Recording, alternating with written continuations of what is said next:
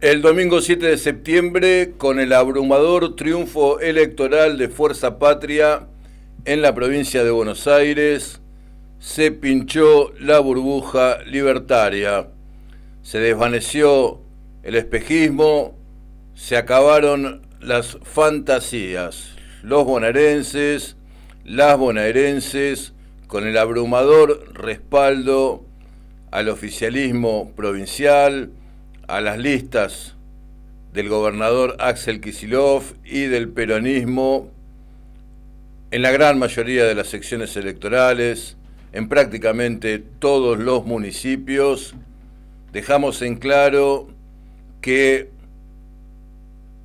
lo que decían las redes sociales, que se podía gobernar, que el gobierno nacional podía seguir adelante con sus políticas de odio y de crueldad, no era así. Dejamos en claro que el empate técnico que anunciaban la mayoría de los encuestadores hasta días antes de la elección del domingo era un invento. Se desvaneció la idea que proponían los medios de comunicación respecto de las virtudes de la ultraderecha, de la necesidad de contar en la Argentina con un gobierno de ultraderecha. El pueblo bonaerense, en este caso, veremos cómo votan los chaqueños este domingo, le puso un límite. ¿Y qué límite? ¿Y qué límite? Quizás para aquella meneada batalla cultural de la que tanto se ha hablado en estos meses, en este último año y medio, haya sido, bueno, mucho más que un límite, un durísimo revés, porque esa idea fantasiosa de que en la Argentina se iba a poder imponer tan fácilmente un gobierno de ultraderecha, las políticas de crueldad de un gobierno de ultraderecha, un gobierno que le niega la menor asistencia a personas con discapacidad, y luego se conoce que se están pidiendo coimas en esa misma área. Bueno, se acabó, se desvaneció el espejismo, cambió el aire, al menos por ahora en la provincia de Buenos Aires, que es la más grande de la Argentina, que contiene el 40% del padrón electoral de nuestro país. Un triunfazo, porque el empate técnico que decía Milei, la idea de que en la provincia de Buenos Aires le iban a poner el último clavo al cajón del kirchnerismo, que empezaba el nunca más kirchnerismo, los insultos, ese saquen al pingüino del cajón. Bueno, parece que salió el pingüino del cajón el domingo 7 de septiembre, ¿no? En la provincia de Buenos Aires, realmente, porque Fuerza Patria, el peronismo, aún con todas las dificultades que tuvo en la previa para alcanzar listas de unidad, obtuvo 14 puntos de diferencia por sobre la Libertad Avanza, que antes se había engullido al PRO. 14 puntos de diferencia obtuvo en toda la provincia de Buenos Aires Fuerza Patria sobre la Libertad Avanza.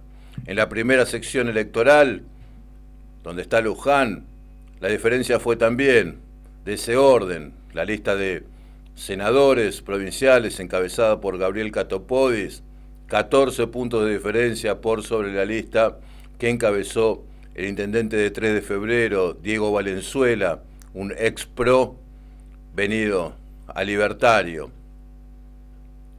Y en Luján, mayor todavía fue la diferencia. Lo habíamos anticipado acá en Planeta de Terry el sábado, cuando dijimos que parecía un partido de la Copa Argentina, que parecía un partido de un equipo grande contra un equipo chico. Efectivamente, así pasó. 24 puntos de diferencia en Luján entre Fuerza Patria y la Libertad Avanza. 55-31 fueron los números en una elección en la que, es cierto, votó menos gente de lo habitual. votó el 61%, cuando, bueno, en la última elección de medio término, estamos hablando de Luján, en la última elección de medio término en esta ciudad, en 2021, había votado el 10% más, el 71% de los empadronados. La diferencia fue clara, fue clarísima. Si en 2021 el entonces Frente de Todos en Luján había sacado el 39, 4 años después, en la siguiente intermedia, obtiene el 55, 16 puntos más saca la lista de Leo aquí en Luján. Una lista muy parecida a la de 2021, donde, bueno, se repetían los nombres, inclusive, ¿no?, de la concejala Grossi, del concejal Martucci, de la concejala Rey, ahora con, bueno, con integrantes del Departamento Ejecutivo, con funcionarios del Departamento Ejecutivo como Banín, secretario de Desarrollo Humano, Strambi, secretario de Salud, Racente, quien cumple funciones en la Secretaría de Gobierno, en fin, lo habíamos dicho, aquí en Luján la diferencia fue muy grande y consolida, y vaya que consolida a la gestión de Leonardo Boto para este segundo tramo de su segundo mandato. Las fotos, bueno, en Luján, la de la plazoleta, antigua estación Basílica, los festejos en la noche del domingo, no muy tarde porque era tan grande la diferencia que desde muy temprano ya se sabía que la victoria había sido clara. La otra foto que permite diferentes lecturas y que seguramente, de la que seguramente estaremos hablando en las próximas semanas, es la foto en La Plata, con el ministro de Infraestructura, Gabriel Catopodis, senador electo por la primera sección electoral de la provincia de Buenos Aires, y el intendente de Luján, Leonardo Boto. Las fotos se reunieron para hablar de obras, dice la comunicación oficial, pero en política no es casualidad que el gran triunfador de la primera sección electoral y el gran triunfador del municipio de Luján se hayan reunido pocos días después. Caminó los pasillos, el intendente Boto esta semana, ese mismo día, después de sacarse la foto con Catopodis, estuvo en Vialidad, estuvo en el Instituto Provincial de Asociativismo y Cultura, estuvo trabajando en el tema cloacas, que es una de las promesas más importantes que hay para este segundo tramo de su gestión. Se pinchó el globo libertario. Vemos que, al menos en la provincia de Buenos Aires, la loca idea de que un gobierno ultraderechista podía ser impune para llevar adelante cualquier política de odio y de crueldad, que nos iban a domar a todos, que éramos todos unos mandriles, que se terminaba el kirchnerismo. Chau. Esa fantasía quedó enterrada por las boletas celestes y blancas de Fuerza Patria. Estamos encuestando a los integrantes de nuestra comunidad informativa respecto de su situación político-emocional después de las elecciones del domingo, y se impone claramente la opción medida alegría. Inclusive se impone claramente por sobre la euforia que quizás podría merecer semejante resultado electoral. Y es razonable, es lógico, no son momentos para euforia.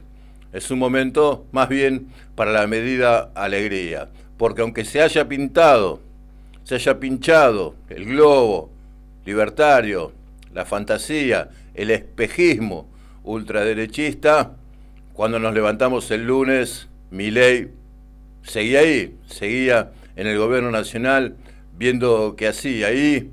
Si Milei sigue ahí, la lucha sigue como toda la vida, y hay cuestiones urgentes e importantes que ir resolviendo por el campo popular. Entre lo urgente, claro, ahora mismo, ahora no más, el próximo miércoles, el Congreso de la Nación, entre otras cuestiones importantes, tratará la ratificación de la ley de emergencia pediátrica, que atañe especialmente al funcionamiento del Hospital Garrahan. Y tratará también el miércoles la Cámara de Diputados la ratificación, o no, veremos, de la ley de financiamiento universitario.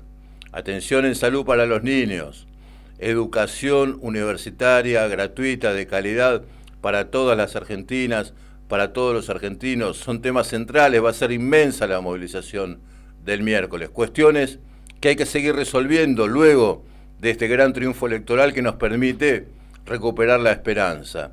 Y luego también hay otra cuestión que no debe ser considerada como secundaria ni menos importante. Este empujón, este aire que le da al campo popular la elección del 7 de septiembre, tiene que permitirnos renovar las fuerzas para exigir la liberación de Cristina Fernández de Kirchner, que Cristina Fernández de Kirchner pueda recuperar sus derechos políticos, que pueda ser votada y que la podamos votar. En eso estamos.